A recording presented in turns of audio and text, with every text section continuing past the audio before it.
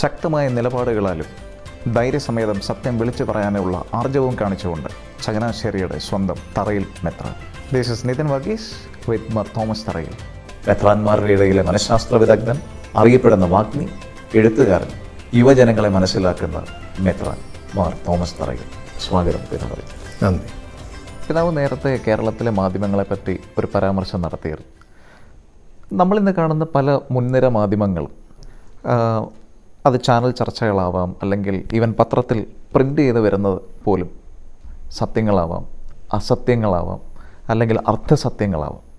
പ്രത്യേകിച്ച് ക്രൈസ്തവരുമായി ബന്ധപ്പെട്ട ചില കാര്യങ്ങൾ വരുമ്പോഴത്തേക്ക് മാധ്യമങ്ങൾ മുൻവിധിയോടെയാണോ ഇതിനെയൊക്കെ സമീപിക്കുന്നതെന്ന് പിതാവിന് തോന്നാറുണ്ട്, പ്രത്യേകിച്ച് ഈ ലേഖനങ്ങളും ചാനൽ ചർച്ചകളൊക്കെ കാണുമ്പോൾ?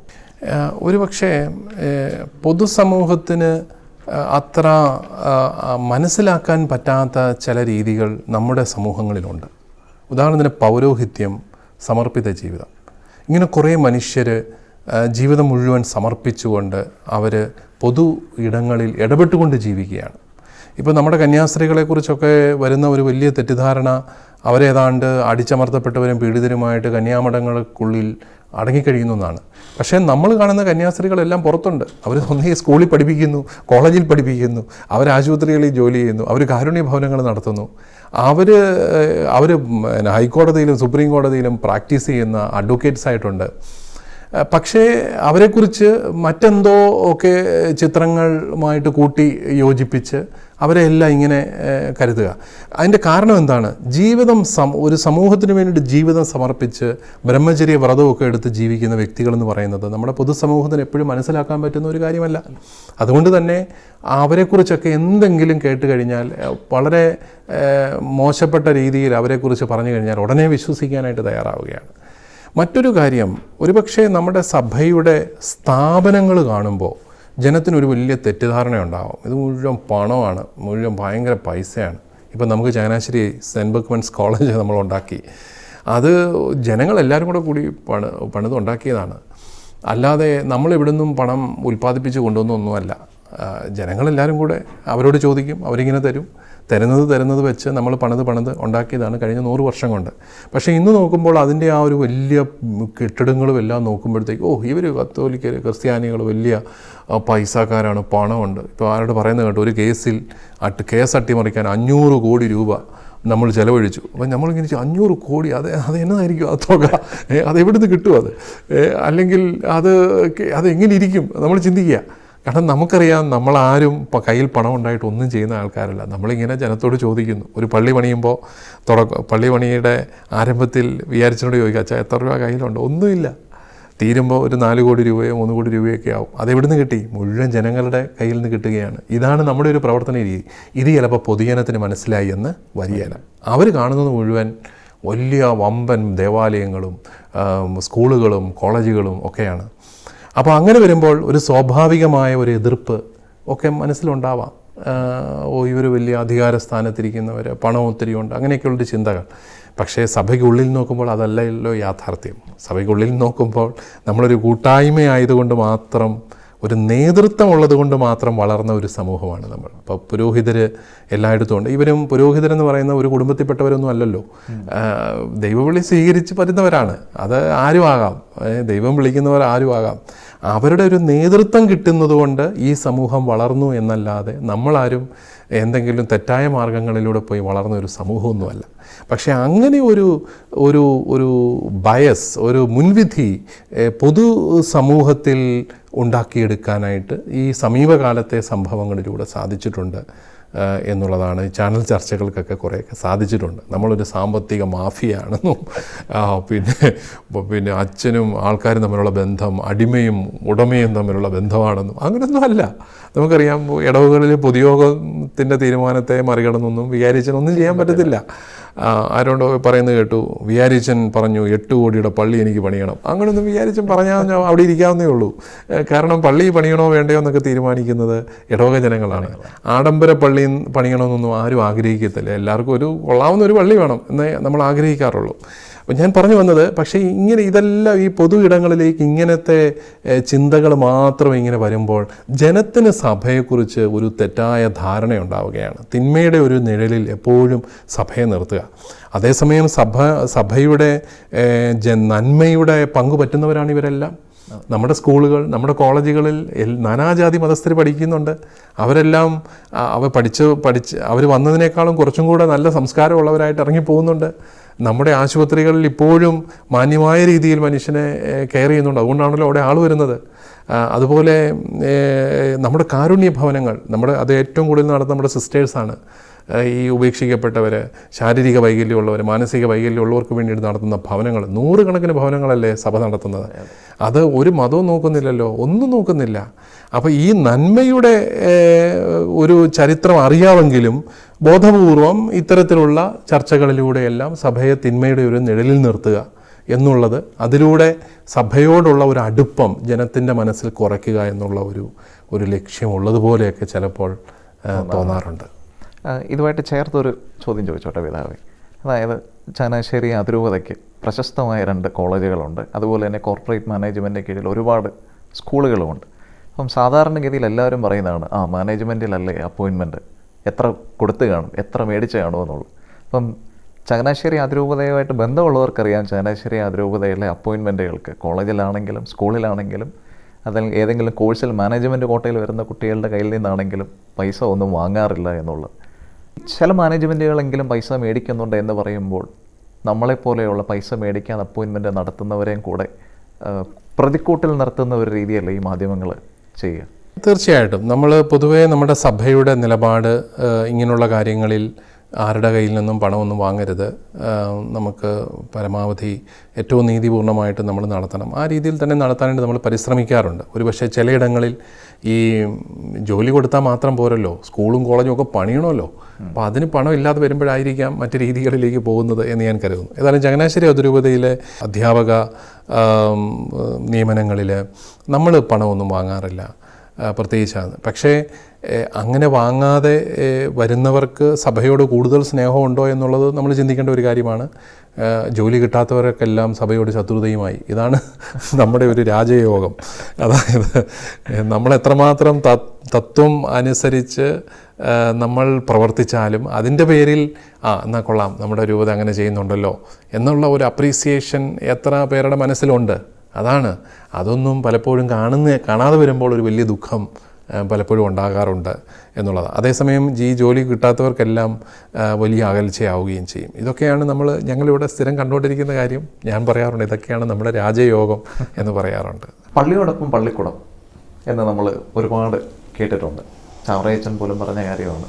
നമ്മൾ പള്ളിയോട് അടുത്ത് തന്നെ പള്ളിക്കുടങ്ങൾ നമ്മൾ പണിതിട്ടുമുണ്ട്. അങ്ങനെ നമ്മൾ പറയുകയാണെങ്കിൽ ക്രൈസ്തവർ, പ്രത്യേകിച്ച് ചങ്ങനാശ്ശേരി അതിരൂപത, വിദ്യാഭ്യാസ രംഗത്തും ആതുര സേവന രംഗത്തും നന്നായിട്ട് വ്യക്തിമുദ്ര പതിപ്പിച്ച ഒരു രൂപത തന്നെയാണ്. എന്നാൽ ചില സർക്കാരുകൾ, ചില സംഘടനകൾ ഇങ്ങനെയുള്ള കാര്യങ്ങൾ മനഃപൂർവ്വം മറന്നുകൊണ്ട്, അല്ലെങ്കിൽ ചില മാനേജ്മെൻറ്റ്, സർക്കാർ കേസുകളിലേക്ക് പോലും നീങ്ങുന്ന സാഹചര്യം ഉണ്ടായിട്ടുണ്ട്. നമുക്കറിയാം, ചില പിതാക്കന്മാർ, 3 പിതാക്കന്മാർ ഇവിടെ നിരാഹാരം കിടക്കേണ്ട ഒരു സാഹചര്യം വരെ നമ്മുടെ കേരളത്തിലുണ്ടായി. ഇങ്ങനെയുള്ള ഈ സർക്കാരുകളുടെ ഈ സമീപനം ക്രൈസ്തവരുടെ നൽകിയ സംഭാവനകൾ ഇഴത്തി കാണിക്കാൻ വേണ്ടി ബോധപൂർവം ശ്രമിക്കുന്നതാണ്. ഈ ക്രൈസ്തവരുടെ സംഭാവനകളെ ഇകഴ്ത്തി കാട്ടാനുള്ള പരിശ്രമം എന്നുള്ളതിൻ്റെ അപ്പുറത്ത് നന്നായി നടക്കുന്ന ഒരു സംവിധാനത്തെ പ്രോത്സാഹിപ്പിക്കാനായിട്ട് സർക്കാരുകൾ തയ്യാറാവണം എന്നാണ് എനിക്ക് പറയാനുള്ളത്. നമ്മൾ എയ്ഡഡ് സ്കൂളുകളിലൂടെ എന്തോ ഒരു വലിയ സേവനമാണ് സർക്കാരിന് ചെയ്യുന്നത്. കാരണം അവർക്ക് ഇല്ലാതിരുന്ന ഒരു കാലഘട്ടത്തിൽ നമ്മൾ പ്രൈവറ്റായിട്ട് നടത്തിക്കൊണ്ടിരുന്ന സ്കൂളുകൾ ഗവൺമെൻറ് ചോദിക്കുകയാണ് അവർക്ക് വിട്ടുകൊടുക്കണം. അപ്പോൾ നമ്മളുമായിട്ടൊരു എഗ്രിമെൻറ്റിൽ വരുന്നു. അവർ ഇതിൻ്റെ ശമ്പളമെല്ലാം കൊടുത്തുകൊള്ളും. അതേസമയം വിദ്യാർത്ഥികളിൽ നിന്ന് ഫീസ് വാങ്ങാനായിട്ട് പാടില്ല. കെട്ടിടവും കാര്യങ്ങളും എല്ലാം നമ്മൾ പണിയണം. സ്ഥലവും കെട്ടിടവും എല്ലാം നമ്മുടേതാണ്. അത് നമ്മൾ നന്നായിട്ട് നടത്തിക്കൊണ്ട് പോകുന്നു എന്ന ബോധ്യം അവർക്കുണ്ട്. നന്നായിട്ട് നടക്കുന്ന സംവിധാനങ്ങളെ പ്രോത്സാഹിപ്പിക്കുകയല്ലേ സർക്കാരുകൾ ചെയ്യേണ്ടത്. പക്ഷേ നിരന്തരമായിട്ട് നിയമങ്ങളുണ്ടാക്കി ഇതിനെ ഇങ്ങനെ അസ്വസ്ഥപ്പെടുത്തിക്കൊണ്ടിരിക്കുക. അതുകൊണ്ട് എന്ത് ഗുണം? ആർക്കെന്ത് ഗുണം? നമ്മൾ കുറേ പേർക്ക് ജോലി കൊടുക്കുന്നെന്ന് പറയുമ്പോൾ ഗവൺമെൻറ്റിൻ്റെ പൗരന്മാരല്ലേ ഇവർ? ഇവരല്ലാതെ നമ്മൾ വേറെ എങ്ങൊന്നും കെട്ടിയിറക്കി കൊണ്ടുവന്ന മരിച്ചു പോയതല്ലോ. സർക്കാരിന് നികുതി കൊടുക്കുന്ന സർക്കാരിൻ്റെ പൗരന്മാർക്ക് ജോലി കൊടുക്കുമ്പം അത് നിയമപരമായിട്ടാണ് നടത്തിയതെങ്കിൽ അത് അംഗീകരിക്കുന്നതിന് സർക്കാരിന് തടസ്സം എന്താണ്? ആ രീതിയിൽ എന്തുകൊണ്ടാണ് സർക്കാർ ചിന്തിക്കാത്തത്? എന്നും വന്ന് മാനേജ്മെൻറ്റുകൾക്കെതിരെ നിയമം ഉണ്ടാക്കുകയും അതിനെ അസ്വസ്ഥപ്പെടുത്താനായിട്ട് പരിശ്രമിക്കുകയും ചെയ്തുകൊണ്ടിരിക്കുക. ആ ഒരു നിലപാടാണ് നമ്മൾ മാറ്റേണ്ടത്. അതുകൊണ്ട് തന്നെ ആയിരിക്കാം ഈ കേരളത്തിൽ നിന്ന് എന്തുകൊണ്ടാണ് ബുദ്ധിയുള്ള കുഞ്ഞുങ്ങളൊക്കെ പുറത്തേക്ക് പോകുന്നത്. നമ്മളത് ചിന്തിക്കേണ്ട ഒരു കാര്യമല്ലേ? സർക്കാരിന് ജോലി കൊടുക്കാൻ പറ്റില്ല എല്ലാവർക്കും, വാസ്തവമാണ്. അപ്പോൾ പിന്നെ നമ്മൾ ചെയ്യേണ്ടത് എന്താ? സ്വകാര്യ സംരംഭങ്ങളെ പരമാവധി പ്രോത്സാഹിപ്പിക്കണം. എന്നിട്ട് മെച്ചപ്പെട്ട വേതനം കൊടുക്കത്തക്ക രീതിയിൽ അവരെ വളർത്തിക്കൊണ്ടുവരികയല്ലേ സർക്കാരുകൾ ചെയ്യേണ്ടത്. അങ്ങനെ ചെയ്യുന്നില്ല. ഇവിടെ ഞാൻ കേട്ടിട്ടുണ്ട്, യൂറോപ്പിലെ ചില രാജ്യങ്ങളിൽ 100 പേർക്ക് ജോലി കൊടുക്കുന്ന ഒരു കമ്പനിക്ക് ഗവൺമെൻറ് നികുതി ഇളവ് പ്രഖ്യാപിക്കുകയാണ്. കാരണം എന്താ? അവരുടെ 100 പൗരന്മാർക്ക് ഇവരാണ് ശമ്പളം കൊടുക്കുന്നത്, മാന്യമായിട്ട് ശമ്പളം കൊടുക്കുന്നത്. അതുകൊണ്ട് ഗവൺമെൻറ്റിന് അവരോട് അപ്രീസിയേഷനാണ്. നമ്മുടെ ഇവിടെ അങ്ങനെയല്ല. ഒരു സ്വകാര്യ സംരംഭം തുടങ്ങിയാൽ അതേതാണ് വലിയ പാപമാണ്, വലിയ കുഴപ്പം പിടിച്ച കാര്യമാണ്, ഇവൻ കച്ചവടക്കാരനാണ്, ഇവന് ലാഭം ഉണ്ടാക്കുന്നു. ലാഭം ഉണ്ടാക്കാൻ വേണ്ടിയാവാം സ്വകാര്യ സംരംഭങ്ങൾ ആരംഭിക്കുന്നത്. പക്ഷേ അവിടെ അതിലൂടെ കുറേ വ്യക്തികൾക്ക് നല്ല മെച്ചപ്പെട്ട വേതനം കിട്ടുന്ന ഒരു സാഹചര്യം ഉണ്ടെങ്കിൽ നമ്മുടെ ഈ കുഞ്ഞുങ്ങൾ അവിടെ ഇവിടെ എല്ലാം പോയി പരദേശികളെ പോലെ ജീവിക്കേണ്ട അവസ്ഥയുണ്ടോ? അതാണ് നമ്മൾ ചിന്തിക്കേണ്ടത്. ഇപ്പോൾ ഈ അമേരിക്കയിൽ ചെല്ലുന്ന നമ്മുടെ കുട്ടികൾക്ക് നല്ല വേതനം കിട്ടുന്നു. അവിടെ സ്വകാര്യ സ്ഥാപനങ്ങളല്ലേ ഇവർക്കെല്ലാം ജോലി കൊടുക്കുന്നത്, അല്ലാതെ ഗവൺമെൻറ് അല്ലല്ലോ. അത് എന്തോ ഒരു ഉയർന്ന ശമ്പളമാണ് അവർക്ക് കൊടുക്കുന്നത്. എന്തുകൊണ്ടത് ഈ കൊച്ചു കേരളത്തിൽ സാധ്യമല്ല എന്ന് നമ്മൾ ചിന്തിക്കണ്ടേ? അപ്പം ഇത് ഞാൻ പറഞ്ഞത് ഗവൺമെൻറ്റുകൾ നമ്മുടെ ക്രൈസ്തവ സ്ഥാപനങ്ങളോട് മാത്രമുള്ള ഒരു നിലപാടല്ല, മറിച്ച് പൊതു സമൂഹത്തോട് തന്നെയുള്ള ഒരു വിവേചനാപരമായ ഒരു നിലപാടാണ് എന്നുള്ളതാണ് എൻ്റെ ഒരു ചിന്ത. പിതാവ് ഈ അടുത്ത് ഒരു കമൻറ്റ് പറയുകയുണ്ടായി, ഇടവക പൊതുയോഗങ്ങൾ ക്രിയാത്മകമായി ഇടപെടലുകൾ നടത്തണമെന്നുള്ളത്. അപ്പോൾ ഈ ഇടവക പൊതുയോഗങ്ങൾ എങ്ങനെ നടക്കണമെന്നാണ് പിതാവിൻ്റെ ആഗ്രഹം? നമ്മുടെ ഇടവക പൊതുയോഗങ്ങളിൽ ഒന്നാമത് കുടുംബനാഥന്മാരെല്ലാവരും വരണം, എല്ലാവരും വന്ന് പങ്കെടുക്കണം. സ്വന്തം ഇടവകയാണ്, കാരണം അവിടെയാണ് തീരുമാനങ്ങൾ എടുക്കുന്ന ഇടവകയ്ക്ക് വേണ്ടിയിട്ട്. അവിടെ പലപ്പോഴും തീരുമാനങ്ങൾ വരുന്നത് ഈ ഇടവക ഭരണത്തെക്കുറിച്ചാണ്. അവിടെ ആ കെട്ടിടം പൊളിക്കണം, ഈ കെട്ടിടം പണിയണം, അല്ലെങ്കിൽ അവിടെ ഇൻ്റർലോക്ക് ഇടണം. ഒന്നാം തരം ലോണൊക്കെ വെച്ചിരിക്കുന്ന സ്ഥലമായിരിക്കും, അത് പൊളിച്ചിട്ട് അവിടെ ഇൻ്റർലോക്ക് ഇടണം, അല്ലെങ്കിൽ അവിടെ സ്റ്റെപ്പ് പൊളിഞ്ഞിട്ടുണ്ട് അത് കെട്ടണം, അവിടെ ബെഞ്ച് മേടിക്കണം, ഡെസ്ക് മേടിക്കണം, ഇങ്ങനെ തുടങ്ങി കുറേ അഡ്മിനിസ്ട്രേഷൻ്റെ കാര്യങ്ങൾ മാത്രമാണ് പൊതുയോഗങ്ങൾ ചർച്ച ചെയ്യുന്നത്. ഞാൻ പറഞ്ഞത് മറ്റൊന്നുമല്ല, നമ്മുടെ സമുദായത്തെ വളർത്തിക്കൊണ്ടുവരാനുള്ള ക്രിയാത്മകമായ പദ്ധതികൾ പൊതുയോഗങ്ങൾ ചിന്തിക്കണം, ചർച്ച ചെയ്യണം. അവർ പദ്ധതികൾ ഉണ്ടാക്കിയെടുക്കണം. നമ്മുടെ കുട്ടികൾ പഠിക്കാൻ മിടുക്കനായ കുട്ടികൾക്ക് നല്ല സ്കോളർഷിപ്പ് ഏർപ്പെടുത്തിക്കൊണ്ട് അവരെ ഏതറ്റം വരെയും പഠിക്കാനായിട്ട്, അഭിമാനപൂർവ്വം പഠിക്കാനായിട്ടുള്ള സാഹചര്യങ്ങൾ നമുക്ക് ഉണ്ടാക്കി കൊടുക്കണം. സാമ്പത്തിക സഹായത്തിൻ്റെ കാലമൊക്കെ കഴിഞ്ഞു എന്നാണ് എനിക്ക് പറയാനുള്ളത്. സാമ്പത്തിക സഹായം കൊടുക്കുന്ന പരിപാടി തീർന്നു. സ്കോളർഷിപ്സ് ഏർപ്പെടുത്തി നമ്മുടെ കുഞ്ഞുങ്ങൾക്ക് അഭിമാനപൂർവ്വം പഠിക്കാനുള്ള സാഹചര്യങ്ങൾ ഉണ്ടാക്കി കൊടുക്കണം. അതുപോലെ ഈ സമുദായത്തെ എങ്ങനെ വളർത്തിക്കൊണ്ടുവരാമെന്ന് ഓരോ പൊതുയോഗവും ചിന്തിക്കണം. അതല്ലാതെ അവിടെ വന്ന് അങ്ങോട്ടും ഇങ്ങോട്ടും എന്തെങ്കിലുമൊക്കെ പറഞ്ഞ് എന്തെങ്കിലും കുറച്ച് അഡ്മിനിസ്ട്രേറ്റീവ് ഭരണപരമായ ചില കാര്യങ്ങളും നടത്തി ആ കണക്കുമൊക്കെ പാസ്സാക്കി അങ്ങനെ പോയാൽ പോരാ. ആ കാലം കഴിഞ്ഞു. നമ്മുടെ സമൂഹം ഒന്നാമത് നമ്മുടെ കുടുംബങ്ങളിൽ കുട്ടികൾ കുറയുന്നു, ഉള്ള പിള്ളേർ തന്നെ എല്ലാവരും തന്നെ നാടുവിടാനായിട്ട് കാത്തിരിക്കുന്നു. അങ്ങനെ വരുമ്പോൾ നമ്മളിത് സീനിയർ സിറ്റിസൺസിൻ്റെ ഒരു കൂട്ടായ്മയായിട്ട് മാറാതെ ഇരിക്കണമെങ്കിൽ തീർച്ചയായിട്ടും പൊതുയോഗങ്ങൾ ഭാവിയെക്കുറിച്ച് ചിന്തിക്കണം, ക്രിയാത്മകമായ തീരുമാനങ്ങളെടുത്ത് മുമ്പോട്ട് പോകണം. ഇതിനോട് ചേർത്ത് വെച്ചൊരു ചോദ്യം കൂടെ പിതാവേ, നമ്മുടെ പാരമ്പര്യം എന്ന് പറഞ്ഞാൽ സുറിയാനി സഭയുടെ ചരിത്രത്തിൽ തന്നെ നമുക്ക് കാണാവുന്ന 2 പ്രധാനപ്പെട്ട വസ്തുതകളാണ്. ഒന്ന് ഇടവക പൊതുയോഗങ്ങളും അതുപോലെ തന്നെ അർക്കദിയാക്കോൻ സംവിധാനം. ഇത് 2 പുനഃസ്ഥാപിച്ച് ഒരു പുതിയ മാനം ഇതിന് കൊടുക്കണമെന്ന് പിതാവ് ചിന്തിക്കുന്നുണ്ടോ, അതോ കരുതുന്നുണ്ടോ? പൊതുയോഗം നമുക്കുണ്ടല്ലോ. നമ്മുടെ ഇപ്പോൾ ഈ ചർച്ച് ആക്റ്റൊക്കെ വന്നപ്പോൾ അതിൽ പറഞ്ഞുകൊണ്ടിരുന്ന ഒരു കാര്യം, പള്ളികളിലെല്ലാം ഭയങ്കര അഴിമതി നടക്കുന്നു, ഭയങ്കര കുഴപ്പമാണ് അവിടെ മുഴുവൻ, അച്ഛന്മാർ ഈ പണമെല്ലാം എടുത്തുകൊണ്ട് പോകുന്നു, ഇതൊക്കെയാണ് ലക്ഷക്കണക്കിന് രൂപയുടെ അഴിമതി. കേൾക്കുമ്പോൾ ഇതൊക്കെ സുഖമാണ്. പക്ഷേ നമുക്കറിയാം എത്ര പള്ളികളിൽ ലക്ഷക്കണക്കിന് രൂപയുടെ വരുമാനം ഉണ്ടെന്ന് നമുക്കറിയാം. പല പള്ളികളിലും നടന്നു പോകാനുള്ള പൈസ മാത്രമേ അവിടെ നിന്ന് കിട്ടുന്നുള്ളൂ, നേർച്ചപ്പണത്തിൽ നിന്നാണ് അത് കിട്ടുന്നത്. ഇനിയും അവിടുത്തെ പ്രതിനിധി യോഗം അറിയാതെ ഒരു പണം അവിടെ ചിലവാക്കാൻ പറ്റുകയില്ല. പൊതുയോഗത്തിൻ്റെ അംഗീകാരമില്ലാതെ ഒരു വർഷത്തേക്ക് കണക്ക് പാസ്സാകുകയില്ല. പ്രധാനപ്പെട്ട കൺസ്ട്രക്ഷൻസോ പ്രധാനപ്പെട്ട പണം ചെലവാക്കുന്ന അവസ്ഥകളോ വരികയാണെങ്കിൽ പൊതുയോഗത്തിൻ്റെ അനുവാദം മേടിക്കണം. ഇത്രയും നല്ല ഒരു സംവിധാനം നമുക്കുണ്ടിപ്പോഴും. ഇപ്പോൾ പൊതുയോഗത്തിൻ്റെ ആ ഒരു സംവിധാനം നമ്മൾ പുനരുദ്ധരിച്ചിട്ടുണ്ട് നമ്മുടെ ഇടവകകളിൽ. അത് ജനത്തോട് ചേർന്നുള്ള ഒരു സംവിധാനം തന്നെയാണത്. അർക്കദിയാക്കോൻ സംവിധാനം പുനഃസ്ഥാപിക്കപ്പെടുമോ? നമുക്ക് ഇപ്പോൾ തന്നെ ഒരു മേജർ ആർക്കി എപ്പിസ്കോപ്പൽ സഭയും അതിൻ്റേതായ ഒരു ഘടനയും ഒക്കെ പുനഃസ്ഥാപിക്കപ്പെട്ടു. അതുകൊണ്ട് പഴയ ആ ഒരു രീതിയിലേക്ക് തിരിച്ചു പോകാനായിട്ട് ഇനിയും സാധിക്കുമെന്ന് എനിക്ക് തോന്നുന്നില്ല. അതേസമയം അതിനോട് ചേർന്ന് പോകുന്ന ഒരു സംവിധാനം നമുക്കിപ്പോൾ ഉണ്ട്. മേജർ ആർച്ച് ബിഷപ്പിൻ്റെ നേതൃത്വത്തിലുള്ള ഒരു സഭാ ഘടന നമുക്ക് പുനരുദ്ധരിച്ച് ലഭിച്ചിട്ടുണ്ട്. സീറോ മലബാർ സഭയെ പറ്റി പറഞ്ഞതുകൊണ്ട് തന്നെ ഒരു ചോദ്യം. നമ്മുടെ ആരാധനക്രമം, സീറോ മലബാർ സഭയുടെ ആരാധനക്രമം ഇന്ന് ഒരു എരിയുന്ന ഒരു പുകയുന്ന ഒരു നെരുപ്പോട് തന്നെയാണ്. ശരിക്കും നമ്മൾ 99 നമ്മൾ ഐക്യത്തിന് വേണ്ടി പല തീരുമാനങ്ങളും നമ്മൾ കൈക്കൊണ്ടു. പക്ഷേ ഇന്ന് മാർപ്പാപ്പ പോലും ഇടപെടേണ്ട ഒരവസ്ഥയാണ് ഇതിൽ വന്നിരിക്കുന്നത്.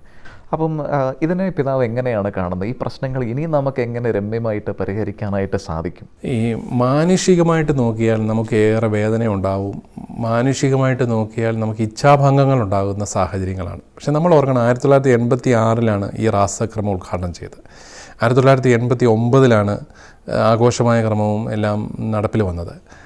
അന്നു മുതൽ ഈ അഭിപ്രായ വ്യത്യാസങ്ങളുണ്ട്. പകുതി രൂപതകളിൽ പോലും അത് നടപ്പാക്കിയ ഒരു പല രീതിയിലുള്ള ആചരണങ്ങൾ വന്നു നടപ്പാക്കിയ രൂപതകളിൽ. അത് അങ്ങനെ ഇരിക്കുമ്പോഴാണ് 2000 ജൂലൈ 3 തീയതി 99 തീരുമാനം എന്ന് പറയുന്നത് 2000 ജൂലൈ 3 തീയതി മുതൽ ഏകീകൃത കുർബാന അർപ്പണം എല്ലാ രൂപതകളിലും വരണമെന്ന് പറഞ്ഞത്. അതും പകുതി രൂപതകളിലേ നടപ്പായുള്ളൂ. അപ്പം ഞാൻ ഓർക്കുന്നത്, ആ തീരുമാനം നടപ്പിലാക്കാൻ ഫ്രാൻസിസ് മാർപ്പാപ്പായുടെ കാലം വരെ നമ്മൾ കാത്തിരിക്കേണ്ടി വന്നു. തമ്പുരാൻ അത്രയും സമയമെടുത്തു, 22 വർഷം എടുത്തു കർത്താവ് ആ തീരുമാനം നടപ്പിലാക്കാൻ. ഇപ്പോൾ 34 രൂപതകളിൽ ഒരുപോലെ നമ്മൾ കുർബാന അർപ്പിക്കുന്ന ഒരു രീതി ഉണ്ടായി. അതിൻ്റെ ഒരു വലിയ ഗുണം സംഭവിക്കാൻ പോകുന്നത്, പ്രാദേശിക താല്പര്യങ്ങൾക്കപ്പുറത്ത് ഞങ്ങൾ ഒരു സഭയാണ് എന്നുള്ള തലത്തിലേക്ക് വളരെ പെട്ടെന്ന് തന്നെ നമ്മൾ വളരും. ഐക്യത്തിലേക്കുള്ളൊരു വലിയ ചുവടുവയ്പ്പാണ്.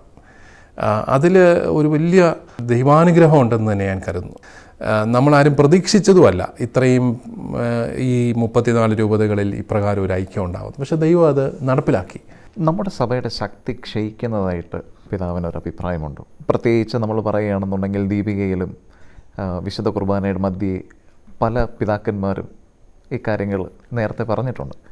ഇപ്പം നമ്മൾ സർക്കാരിൻ്റെ കാര്യത്തിൽ എടുക്കുകയാണെങ്കിൽ സർക്കാരിൻ്റെ പല സ്കോളർഷിപ്പുകൾ, സർക്കാർ തരുന്ന പല സ്കീമുകളിൽ പോലും ന്യൂനപക്ഷമായി നമ്മളൊരു വിവേചനം നേരിടുന്നുണ്ട്.